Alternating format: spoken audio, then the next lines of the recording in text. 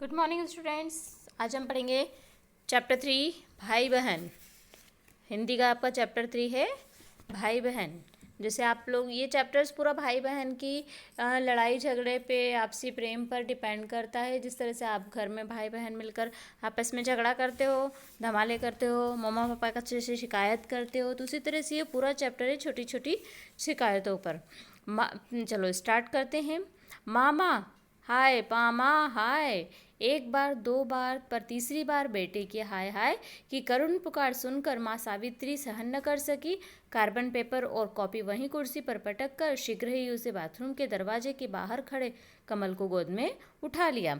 पुचकारते हुए कहा, बच्चे सवेरे सवेरे ऐसे नहीं रोते। माँ ने क्या कहा? बच्चे ऐसे नहीं रोना सुबह सुबह। तो निर्मला मेरा गाना क्यों गाती है? बच्चे ने अपनी बाल स्वरूप मुस्कान से क्या कहा? तो निर्मला मेरा गाना क्यों गाती है? और उसने मेरी सारी कमीज डालकर गीली क्यों कर दी? ठीक है, वो जब बाथरूम में नहा रहे थे तो उस की बहन ने क्या करा? उस पर पानी की छींटे मारकर उसकी कमीज को गीली कर दिया। आप करते हो ना इस तरह झगड़े?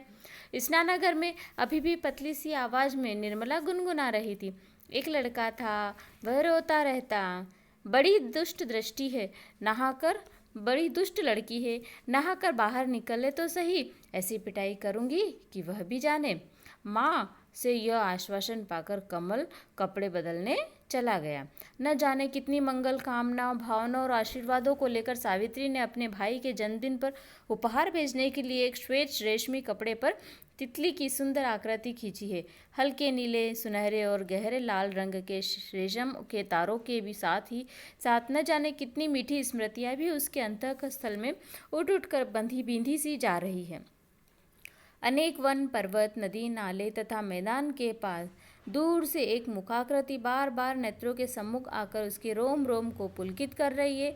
कभी ऐसा भी लगने लगा रहता है मानो सामने दीवार पर लटकी हुई उसके भाई नरेंद्र की तस्वीर हंसकर बोल उठेगी। सावित्री की आंखों में प्रेमाश्रु छलक उठे। प्रेमाश्रु मतलब प्रेम से उसकी आंखों में आंसू आ गए।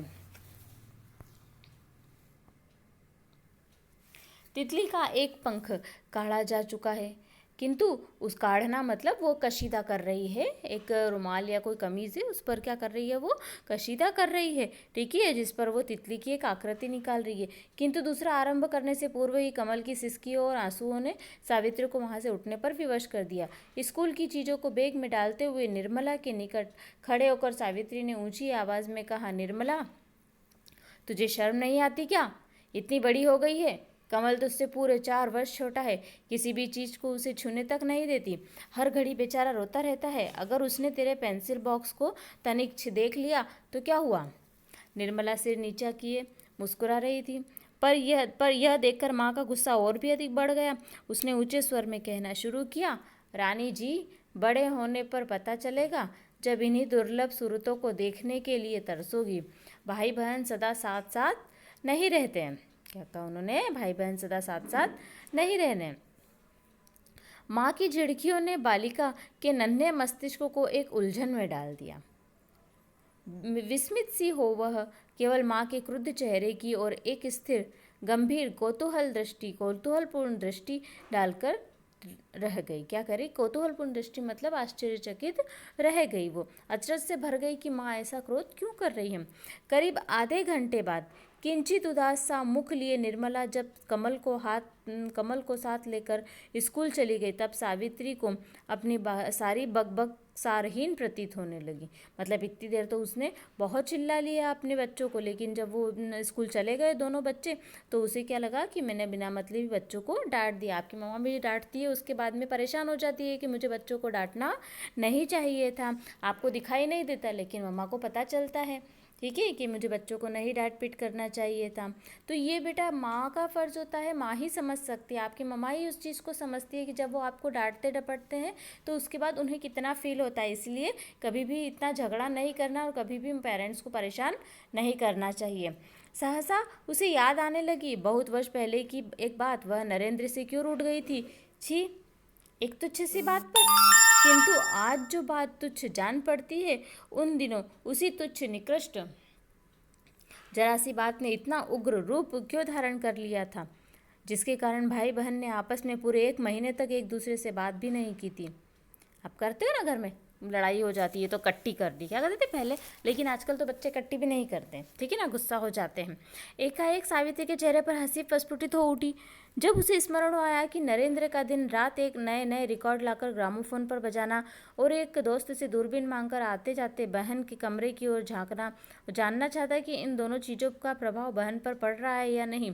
उसे यह याद करके खूब हंसी आई कि वह कैसे मौन धारण किए हुए मिठास की तश्तरी नरेंद्र के कमरे में रखाती थी।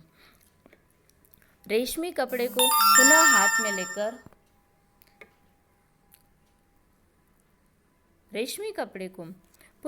में लेकर काढ़ते हुए सावित्री ने मन ही मन प्रतिज्ञा की कि अब से वह बच्चों को बिल्कुल डांट फटकार नहीं लगाएगी। इधर 12 बजे की आधी छुट्टी में खाना खाते समय फिर कई आरोप कमल की ओर से मौजूद थे।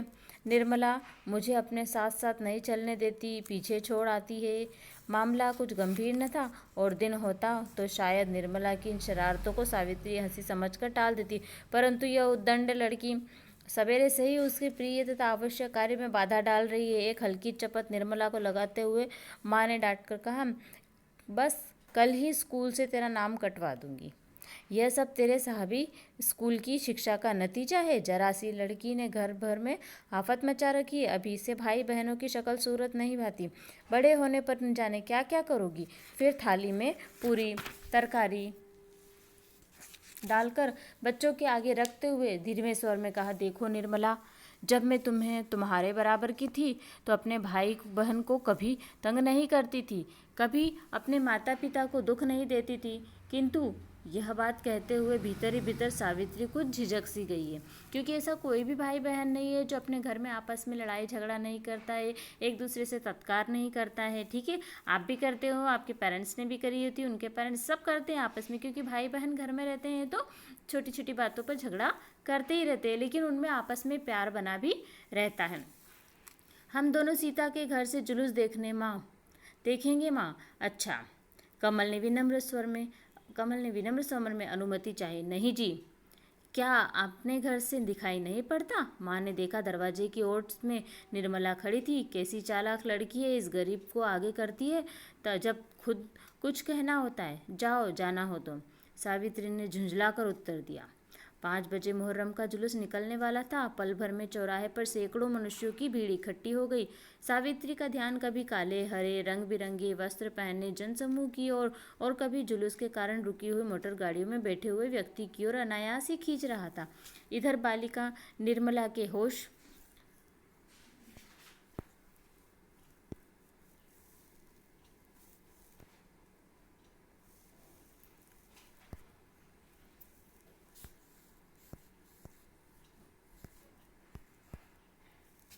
इधर बालिका निर्मला के होश उड़ गए। जब जल्दी से वापस लौटकर आते ही उसे घर के सारे काम की परछाई तक नजर डली। व्याकुल सी वह एक कमरे से दूसरे कमरे की ओर, फिर बरामदे में पंखहीन पक्षी की नाई फड़फड़ाती हुई दौड़ने लगी। उसकी आंखों के आगे अंधेरा छा गया, सब कुछ सुनसान सा प्रतीत हुआ। वह माँ से कई बार छोटे बच्चों की भीड़ भाड़ में खो जाने का हाल सुन चुकी है। हाँ, उसका भैया कमल, वह क्या करे। नीचे की सड़क पर भांति भांति के रंग बिरंगे खिलौने, नए नए रंग के गुब्बारे, कागज के रंग पंखे पतंगे और भिन्न भिन्न प्रकार के सुर निकालते हुए बाजे लाकर बेचने वालों ने बाल जगत के प्रति एक सम्मोहन जाल सा बिछा रखा है। कुछ दूर से मानो नेपथ्य में से डमाडम डमाडम ढोल बाजों की ध्वनि बजती आ रही है। निर्मला इन सब चित्ताकर्षक चीज़ों को बिना देखे ही सुने भीड़ भाड़ को चीरती हुए पूर्व भागती भागती सीता के घर भी हो आई, पर कमला तो वहाँ भी नहीं थी। रोते रोते निर्मला की आंखें सूजे, सफ़ेद रंग का चेहरे का रंग सफ़ेद पड़ गया। आखिरकार वह हिचकियाँ लेते हुए रुंधे गले से माँ के पास जाकर बोली, कमल कमल, सीता के घर पर भी नहीं है। सावित्री का तन बदन एक बार सहसा कांप उठा। क्षण भर में भीड़, मोटर के और गाड़ियों के भय से कई अनिष्ट उसकी आंखों के सामने घूम सी गई, किंतु वह अपने भीरू लड़के की नस नस से परिचित थी। उसे पूरा विश्वास था कि कमल जरूर ही कहीं न कहीं किसी दुकान पर खड़ा होकर अथवा किसी नौकर के साथ जुलूस देख रहा होगा। फिर भी उसने फुट फुट कर रोती हुई निर्मला को हृदय से नहीं लगाया और न उसे धीरज बंधाया, बल्कि आश्चर्यचकित सी आश्वासन का एक शब्द तक कहे बिना मानो वह अपनी लड़की को रुलाई को समझने का प्रयत्न कर रही थी। रह रहकर एक नूतन अनुभूति उसके मन में हो रही थी। मुझसे भी कहीं अधिक भला माँ के दिल से भी ज्यादा किसी और को कमल की चिंता हो सकती है, और यह निर्मला तो रात दिन कमल को सताया करती है। जुलूस समाप्त हो गया। क्रमशः दर्शकों के झुंड भी छिन्न भिन्न होने लगे। मोटर गाड़ियों का धड़ाधड़ आना जाना पूर्ववत जारी हो गया। सामने ही फुटपाथ पर पड़ोसी डॉक्टर साहब के नौकर का हाथ पकड़े कमल घर आता हुआ दिखाई दिया। सीढ़ियों में से फिर सिसकने की आवाज़ सुनकर सावित्री ने देखा तो मंत्र मुग्ध सी रह गई। कमल को भुजा पाश में बांधे निर्मला दुगने वेग से रो रही थी। उसके कोमल गुलाबी लाल मोटे मोटे आंसुओं से भीगे जा रहे थे और वह बार बार कमल का मुख चूम चूम कर कह रही थी, पगले तू कहाँ चला गया था, तू क्यों चला गया था। बहन क्या कह रही थी भाई से कि तू कहाँ चला गया था, क्यों चला गया था। सावित्री का हृदय उमड़ आया। पुनित प्रेम के दृश्य को देखकर एक आनंदित सी धारा उसके अंतःस्थल में बहने लगी। झरते हुए आंसुओं के साथ उसने कमल की जगह निर्मला को छाती से लगाकर उसका मुंह चूम लिया और कहा, बेटा तुम बिना कहे क्यों चले जाते हो, बहन को प्यार करो, देखो वह तुम्हारी खातिर कितना रोई है। तो क्या मैं नहीं रोया था, कमल बोल उठा। तुम क्यों रोए थे जी, माँ ने कौतूहलवश पूछा।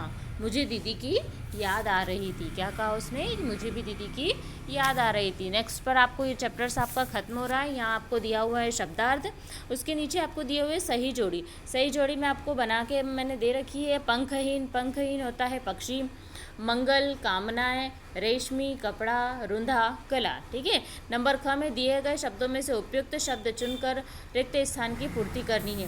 न जाने कितनी स्मृतियाँ उसके अंतःस्थल में उठकर बिंदी सी जा रही है। तो क्या लिखेंगे यहाँ पर हम, मीठी स्मृतियाँ। ठीक है। क्या टिक करेंगे हम, मीठी स्मृतियाँ। भाई बहन सदा साथ साथ नहीं रहते। करीब आधे घंटे के बाद किंचित उदास सा मुख लिए निर्मला कमल के साथ को लेकर स्कूल चली गई। रह रह कर एक नूतन अनुभूति उसके मन में हो रही थी। क्रमशः दर्शकों के झुंड भी छिन्न भिन्न हो रहे थे। ओके, तो ये वीडियो आपकी यहाँ पर कंप्लीट हो रही है। इसके क्वेश्चन आंसर्स में हम आपको सेंड कर देंगे।